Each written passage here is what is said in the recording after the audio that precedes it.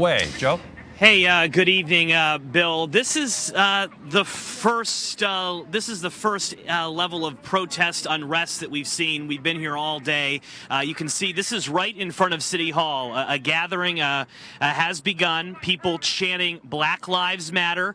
You can see close to 100, maybe 200 people gathered here. Why did you guys? Excuse me. Why did you guys come out here this evening? Anyone? We came out to represent our city. What'd you say? What'd you say? We came out to represent our city, Baltimore. You can represent. What do you think of the violence from yesterday? I think they just really want the Baltimore attention for real. I think they just want peace. They want justice for the city. That's all I think. And I think that the police is Peace and justice. Peace and justice. Ladies, thank you so much. Please stay safe tonight. I think everyone wants this to be a safe evening. We'll have to see whether or not this turns into something else, Bill. But right now, a gathering in front of City Hall. We will see where this goes. We'll have a crew here throughout the evening. I'll send it back to you. All right, thank you.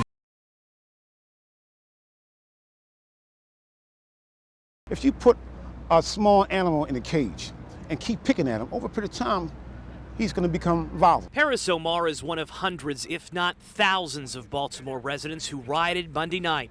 Police or injured. Shops like Cafe Poupon looted. This 7-Eleven door front destroyed. Is there anything, Paris, that you regret doing last night? No, nothing I did wrong. The question now is, what will happen next? Baltimore City Hall looked more like a military base. The National Guard called in to keep order. When we walked along the inner harbor, National Guardsmen and women had it completely surrounded. A scene that did not feel like America. There is absolutely, unequivocally, no excuse, none, for burning, beating up on police. Congressman Elijah Cummings, who represents this area, implores residents to end the violence, which resulted in over 200 arrests Monday. But he admits leaders need to hear the grievances of those in the streets. We've got to make sure that we listen to them. When I see soldiers, I just think of something positive. As for people who hate what's happened to this all-American city, Deborah says she's glad the soldiers are here, glad a curfew starts at 10 p.m., and hopeful what happened Monday won't happen again. You think it will happen tonight? No. I think the soldiers are going to protect us all. As night falls, what are you seeing? Well, it's a sense of everyone's wondering, Bill, what will happen. We're 3 hours away from the mandatory curfew. That means people have to be off the streets. There's only very few exceptions.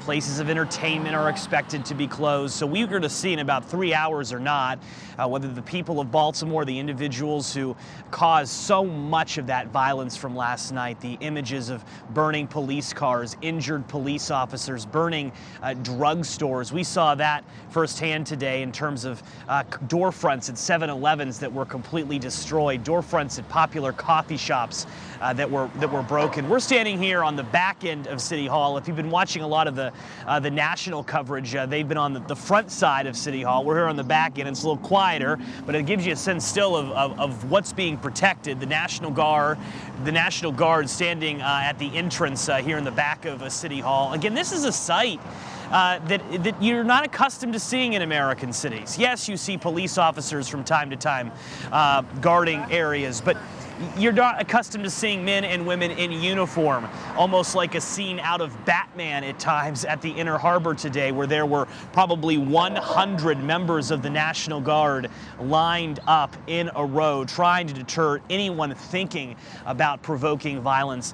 We said it at 6 o'clock, Bill, but a good example of how this city is still very much uncertain and uncertain with its future at this time can be summed up by baseball.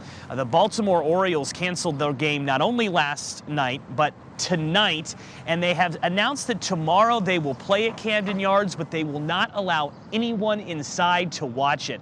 And Major League Baseball says that's the first time that has ever happened, a baseball game taking place with no fans. With that in mind, we should note that the Gray family is imploring the city tonight as the sun sets to be peaceful, to resist the temptation for violence.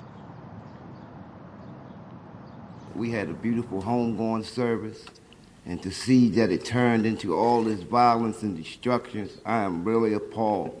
family. I love you, and we supposed to be in this for justice. But is it just us? I want y'all to get justice for my son, but don't do it like this here. Don't tear up the whole city, man, just for him. It's wrong.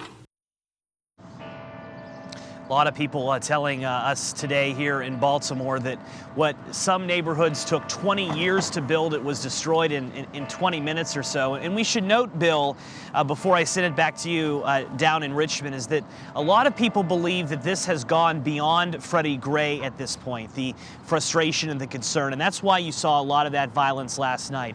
People upset for years of what they felt has been being underserved by the leaders in this city. One person told me, why are our schools so bad? Why can't children have a playground to go to? So yes, Freddie Gray was the trigger that ignited this fire, literally and figuratively here in Baltimore, but it certainly moved into a different phase, a phase that the National Guard, the Maryland State Police here in Baltimore are hoping that it will quickly change. But for now, working for you in Baltimore this evening, where we'll still have a crew here. My colleague John Burkett has just arrived. In fact, I just saw him in the corner of my eye.